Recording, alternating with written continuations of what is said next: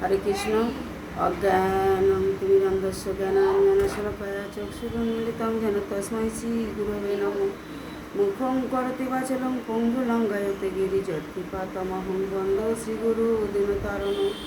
বাঞ্ছাকল্পতরুশ্চ কৃপা সিন্ধুভ্যেব চ পতিতানাং পাবনেভ্যো বৈষ্ণবেভ্যো নমো নমঃ। হরে কৃষ্ণ। রাধারানী ইউটিউব ধর্মকালী চ্যানেলের পক্ষ থেকে আমি পুতুল রানী দাসী আপনাদের যে নিত্য ভাগবত কথা শ্রবণ করাই অন্যান্য দিনের মতো আজকেরও শ্রবণ করাচ্ছি। স্বয়নিকা একাদশী, স্বয়ং একাদশী ভগবান শ্রীহরি অনন্ত সজ্জায় আজকের স্বয়ং যাবেন, সায়ন সন্ধ্যায় স্বয়ং যাবে।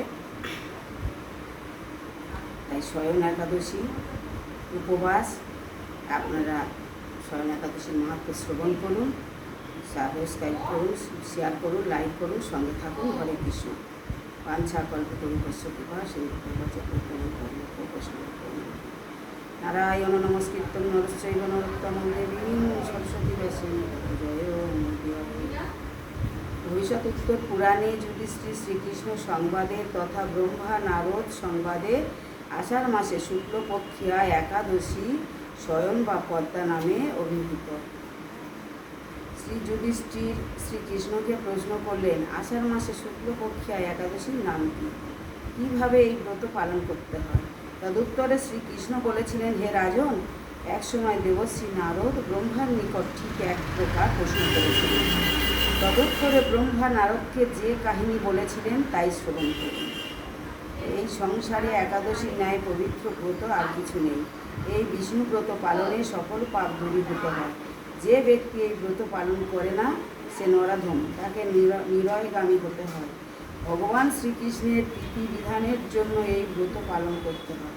পুরাকালে সূর্য বংশে প্রবল প্রতাপশালী সত্য প্রতিজ্ঞ মানধাতা নামে এক নৃপতি বাস করতেন। তিনি তার প্রজাদের নিজ পুত্রের ন্যায় স্নেহ করতেন।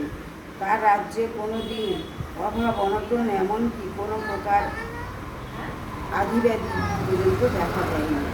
অন্যায়ভাবে উপার্জিত ধন সম্পদ তার কোষাগারে রাখা হতো না। এইরূপভাবে বহু বছর অতিবাহিত হওয়ার সত্ত্বে দৈব বিড়ম্বনাবশত কোনো অজ্ঞাত পাপ কর্মফলে ওই রাজ্যে 3 বর্ষাকাল অনাবৃষ্টি দেখা দিল, 3 বছর। ক্ষুধার জ্বালায় প্রপীড়িত প্রজাগণ বড়ই উদ্বিগ্ন হয়ে পড়ল। অন্য অভাবে পূজা পার্বণ ধর্ম কর্ম যাগ যজ্ঞাদি শুভকর্ম সব লোপ পেয়ে গেল। হাহাকারগ্রস্ত প্রজাগণ রাজার রাজদরবারে উপস্থিত হয়ে বলতে লাগলো, হে রাজন, কৃপাপূর্বক আমাদের এই 4টি বাক্য অবধান করুন। শাস্ত্রে জলকে নারদ বলা হয়। জলেতে ভগবান অয়ন অর্থাৎ বাস করেন, সেই জন্য ভগবানের নাম নারায়ণ। তিনি সর্বব্যাপী মেঘ রূপে অবস্থান করেন। বাড়ি বর্ষণ করে অন্ন উৎপাদন, অন্ন থেকে পূজা উদ্ভব হয়। সেই অন্ন অভাবে প্রজাগণ মৃত্যুমুখে পতিত প্রায়। হে নৃপশ্রেষ্ঠ, এমন কোনো উপায় করুন যদ্বারা প্রজাগণ সুখে শান্তিতে বাস করতে পারে। তদুত্তরে রাজা বললেন, তোমাদের বাক্য সত্য। শাস্ত্রে অন্নকে ব্রহ্মময় বলা হয়। অন্ন হতে সমস্ত জীব ও সমগ্র সংসার উদ্ভূত এ বিষয় পুরাণে বিশ্বস্তভাবে বর্ণিত আছে। রাজার ধর্ম আচরণে প্রজার মঙ্গল এবং অধর্ম আচরণে অমঙ্গল সাধিত হয়। আমি ন্যায়পরায়ণ রাজা, কখনো অন্যায় প্রশ্রয় দেই না। সধর্মা অনুষ্ঠানার্থে কখনো দ্বিধাবোধ করি না। তথাপি কেন আমার রাজ্যে এই দুরবস্থা দেখা দিয়েছে? রাজা এইরূপ চিন্তা করে কিছু মুখ্য ব্যক্তি ও কতিপয় সঙ্গী নিয়ে কোনো এক গভীর বনে প্রবেশ করলেন। তথায় রাজা কিছু বিশিষ্ট তপস্বীগণের আশ্রম দেখতে পেলেন।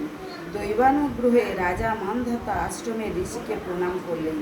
রাজা করজোড়ে অভিবাদন স্থাপন করলে ঋষি রাজাকে আশীর্বাদ করে বললেন, আপনার প্রজাগণ সুখে আছে তো? রাজ্যে কোনো অশান্তি নেই তো? তখন রাজা বললেন, হে মুনিশ্রেষ্ঠ, ধর্ম অনুসারে আমি রাজ্য পরিপালন করছি। প্রজাদের মঙ্গলের জন্য সদা সর্বক্ষণ লক্ষ্য রাখি, যার যজ্ঞাদি শুভ কর্ম যথেষ্ট করি, তথাপি আমার রাজ্যে 3 বৎসর যাবৎ বৃষ্টি হয় না। প্রজাগণ অন্য অভাবে কষ্ট পাচ্ছে। এখন আমি কি করব? কিছু স্থির করতে পারছি না, তাই আপনার নিকট ছুটে এসেছি, যাতে দেশে বৃষ্টি হয়, প্রজাগণ সুখী থাকে, তার উপায় বলুন। ঋষি বললেন, হে রাজন, সত্যযুগ যুগের মধ্যে শ্রেষ্ঠ। ধ্যান হলো এই যুগের উপাসনা, আর এই উপাসনা ব্রহ্মচারী মাত্রেই করা কর্তব্য। সত্যযুগে ধর্ম 4 পাদে পূর্ণ। হে রাজন, আপনার এই রাজ্যে কোনো এক ব্রাহ্মণের তর শূদ্র তপ করছে। তার এই অনধিকার চর্চার ফলে আপনার এই রাজ্যে অনাবৃষ্টি দেখা দিয়েছে। সুতরাং তাকে বধ করবার চেষ্টা করুন। রাজা বললেন, হে মুনিবর, তপস্যাকারী নিরপরাধ যুক্ত ব্যক্তিকে বধ করা আমার পক্ষে সম্ভব কী করে? আপনি আমার নিকট সহজ সাধ্য অন্য কোনো ধর্ম উপদেশ প্রদান করুন। ঋষি বললেন, যদি আপনি তাই মনে করেন, তবে আষাঢ় মাসে শুক্লপক্ষিয়া শয়ন একাদশী ব্রত পালন করুন। এই ব্রত পালনে রাজ্যে অবশ্যই বৃষ্টি হবে, আপনার প্রজাগণও আপনি সুখে থাকবেন। সুতরাং আপনিও আপনার প্রজাগণ সকলেই এই শয়নিকা একাদশী উপবাস করুন। মুনিবরের আশ্বাস বাণী পেয়ে স্বরাজ্যে ফিরে এসে সপরিবারে পূজাবর্গ সহ একাদশী দিবসে শ্রদ্ধাযুক্তভাবে ভগবান ঋষিকেশের পূজা ও তার অপাকৃত গুণমহিমা শ্রবণ কীর্তন মুখে উত্তম রূপে ব্রত আচরণ করেছিলেন, যার ফলে রাজ্যে ধন ধান্য পূর্ণ হল। চাতুর্মাস ব্রতকালে ভগবান অনন্ত শয্যায় শয়ন করেন। ওই 4 মাস কাল ভাগবত কথা শ্রবণ করতে হয়।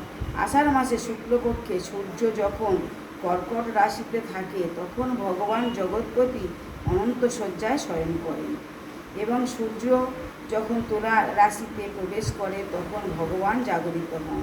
হে যুধিষ্ঠির, ওই দিন ভগবানকে উত্তম রূপে অভিষেক করে পীত বস্ত্র পরিধানপূর্বক শ্বেত বস্ত্র দ্বারা আচ্ছাদিত করে শয়ন করাতে হয়। পঞ্চামৃত দ্বারা অভিষেক প্রয়োজন। ওই দিন ভগবানের নিকট ভিক দান করলে সৌভাগ্যশালী ধনাঢ্য হওয়া যায়। যিনি এই ব্রত বাসরে শ্রী বিষ্ণু মন্দিরে সন্ধ্যা 108 বার গায়ত্রী জপ করেন, তার আর কোনো পাপ কর্ম করবার অভিরুচি জাগে না। ভগবান বিষ্ণু এই ব্রততে বড়ই সন্তুষ্ট হন। ব্রত উদযাপনকারী ভক্তবৃন্দ দেহ আনতে হংসযুক্ত বিমানে আহরণপূর্বক বিষ্ণুলোকে গিয়ে থাকেন। হরে কৃষ্ণ। আজকে শয়নিকা একাদশী, পরের দিন পারণ, আজকে শনিবার একাদশী, কাল রবিবার রাতে একাদশী পারণ। পূর্বাহ্ন থেকে 9:32-এর মধ্যে শয়নিকা একাদশী পালন করতে হবে। আপনারা যত সময়কালে একাদশী পালন করবেন, শ্রবণ করুন, শেয়ার করুন, সাবস্ক্রাইব করুন, লাইক করুন, সঙ্গে থাকুন। হরে কৃষ্ণ। বাঞ্ছা কল্পতরুভ্যশ্চ কৃপা সিন্ধুভ্যেব চ পতিতানাং পাবনেভ্যো বৈষ্ণবেভ্যো নমো নমঃ।